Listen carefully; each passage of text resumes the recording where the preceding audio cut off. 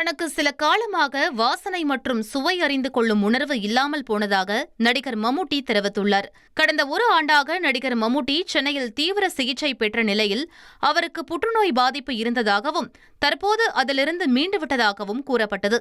இந்நிலையில் மருத்துவமனை நிகழ்ச்சி ஒன்றில் தனது உடல்நிலை குறித்து பேசிய அவர், தனக்கு சில காலமாக எந்த வாசனையாக இருந்தாலும் அதை உணர முடியவில்லை என்றும் சாப்பிட்டால் உணவின் சுவை தெரியவில்லை என்றும் குறிப்பிட்டுள்ளார்.